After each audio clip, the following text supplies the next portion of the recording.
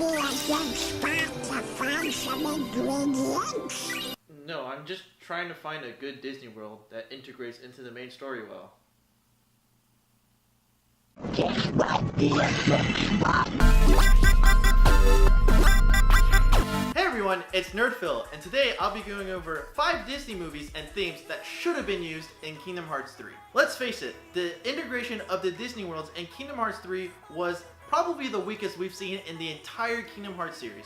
And the community is pretty vocal and pretty upset about it, but they've got some pretty good reasons as to why they are upset. Here are my reasons as to why I thought the Disney World integrations were not so good in Kingdom Hearts 3. Major spoilers ahead, so if you haven't beat the game, or at least gone through the Disney Worlds, you should probably turn away right now. Now, the Disney Worlds that were used didn't have the most impactful moments or really good use of the plot or the content that they were given. Take Monsters Inc. for example. Instead of trying to save Boo or making Boo happy in a scary situation, you're basically getting pranked by Randall the entire time, and then you fight a giant unversed boss that has very little to do with Randall, and then that's it. You're done with Monsters Inc. Take Frozen. You see Hans for about 5 seconds, even though he's actually a terrifying villain in Frozen.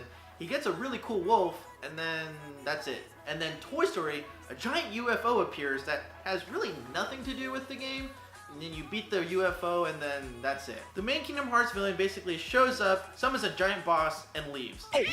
This is the part where you spout some mumbo jumbo and disappear, right? They might say something that's groundbreaking to the Kingdom Hearts franchise, but it's just too short for it to be meaningful. The only Disney movie that was able to integrate its own unique plot to the Kingdom Hearts plot was the Kingdom of Corona, or the Tangled movie. It was super easy to see how Marluxia, the organization member, was involved in both his main story of Kingdom Hearts and the Tangled movie plot. You see him also explain to Sora that if Sora should fail, that Rapunzel will have to take his place as one of the lights. So there are dire consequences should Sora fail in this world. You also see multiple scenes of how Mother Gothel is being consumed by darkness, so you're not surprised when she dies and turns into this giant Heartless. It's such a shame that the best Disney World was done super early in the game. But here are my thoughts as to 5 movies and themes that they could have used that would have been really, really good to show the light and darkness, both in the movie and in the main Kingdom Hearts storyline. Number 5, Atlantis, The Lost Empire. Now this is an old but underrated Disney movie, and this has so many examples of good versus evil.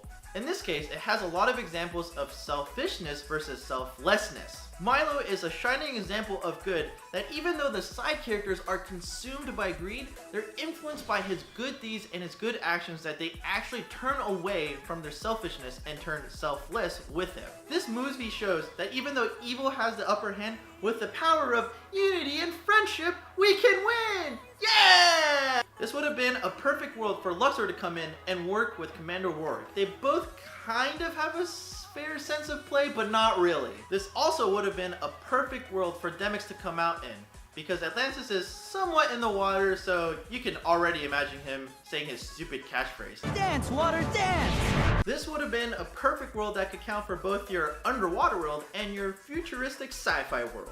Milo would have been the perfect companion with Sora during this Atlantis adventure. Both are naive and adventurous, both are awkward in social interactions, but they're also both so positive and both filled with so much light that they influence the other people around them. Sora could have learned what it means to confess to Kairi when he sees Milo and Kita fall in love, and what it means to be a leader when he sees Milo become the new king of Atlantis. Warwick could have this cool, crystallized, heartless beast form, after his quote-unquote death, and we could also be flying in those, weird flying fish vehicles as the final boss fight, which sounds more fun than riding Baymax. Number 4.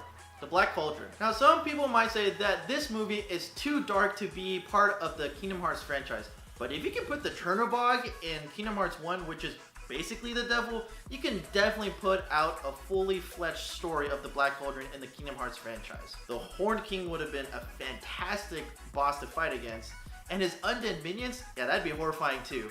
Oh, it's horrible. My beloved warriors have come to life. And it would be the perfect team up with the Horned King and Vanitas, because Vanitas is literally darkness incarnate and just wants to spread darkness everywhere. Terran would have been the perfect companion and somewhat of a mentor to Sora. Terran understands that even though he's giving up his opportunity to become a great knight, he's saving and giving peace to the land, which is really the most important thing. This could teach Sora that the power of waking comes from not actively finding the power of waking, but his innate and natural desire to just save people. Number 3. Using Pirates 2 instead of Pirates 3. Now, I found it weird that Kingdom Hearts 2 used the plot of Pirates 1 and Kingdom Hearts 3 used the plot of Pirates 3. You would have thought they would have used Pirates 2, like the numbers go 1, 2, 3, right? There's a lot of new characters introduced to the Pirates world in Kingdom Hearts 3 because they're all pretty crucial to the Pirates 3 movie plot. And it also is kind of strange that Davy Jones and the Kraken are the final boss in the Pirates world, even though the Kraken is already dead by Pirates 3? What? I don't understand. What they should have done is use the Pirates 2 movie and focus the relationship between Jack and Davy Jones. Keep in mind that in Kingdom Hearts 2, they didn't add a lot of characters from the first Pirates movie. They didn't add Norrington, Governor Swan, or even Gibbs. It was more important for them to focus on the main villain, which was Barbossa at the time, and how he was causing problems in the plot. Using the Pirates 2 movie plot could have been as simple as Davy Jones chasing down Captain Jack, for Jack basically turning back on the deal that he made a while ago. You have a debt to pay. You've been captain of the Black Pearl for 13 years. That was our agreement. Technically, I was only captain for 2 years. Then I was viciously mutinied upon. Then you were a poor captain, but a captain nonetheless. It would have been more impactful in this case as Davy Jones as the final boss. But what would be the happy ending? Well, perhaps Jack does get eaten by the Kraken. But maybe Sora learns that there's a way for Jack to escape Davy Jones' locker, and that there is always hope, even when surrounded by darkness. Number 2, Aladdin and the King of Thieves, or the third Aladdin movie. Okay, I really don't understand what happened here. Aladdin has always been part of the Kingdom Hearts franchise since the very beginning. I really don't understand why they decided to take Agrabah out in Kingdom Hearts 3. If Kingdom Hearts 2 can use the awful movie plot of the second Aladdin movie, Return of Jafar, they definitely can use Aladdin and the King of Thieves, which is a much, much stronger movie. By the way, what's with the thing of the second Disney movie just being awful all the time? I really don't get it. It would have been really cool to see Aladdin navigate his relationship with his father Kasim, who he thought was pretty much dead, and his relationship with Jasmine, who he clearly loves. And let's be real, who doesn't love Welcome to the 40 Thieves? Congratulations, Bob. You've joined the club, and everybody here agrees. We got the finest blend of nearly honest men. Welcome to the 40 Thieves. 40? So Luke is definitely the evil character in this one, and we only need to see him plotting against Kasim to understand how truly evil he is. And his heartless form could be a giant creature covered in gold or something of that sort. Number 1. Big Hero 6, actually using the movie plot and not the after movie plot. Now, even though this is the first time Big Hero 6 is making an appearance in the Kingdom Hearts universe, for some reason they decided to use the plot after what happens in Big Hero 6 rather than the actual plot in the movie. There's a lot of reasons why they should have just used the plot from the original movie rather than the after plot. For example, you can go through Tadashi's death with Hiro. Callahan's in there. Someone has to help.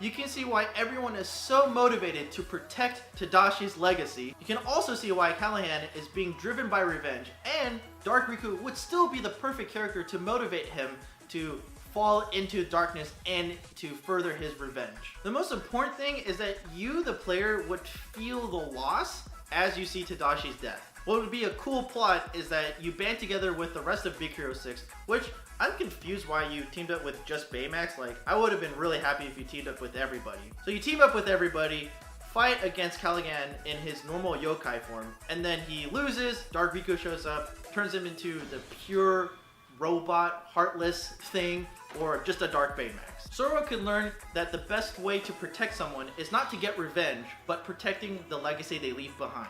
Look, I'm not saying Kingdom Hearts 3 was a bad game. I enjoyed it thoroughly, and I'm really excited to see where the franchise will go next. I was just a little disappointed with the integration of the Disney worlds. I know they could be better because they have been better. But what are your thoughts? Did you like the Disney worlds as they were, or did you think they could have been better? What are some Disney worlds that you would have liked to see in Kingdom Hearts 3? Let me know in the comments below. I'll see you next time for your NerdPhil.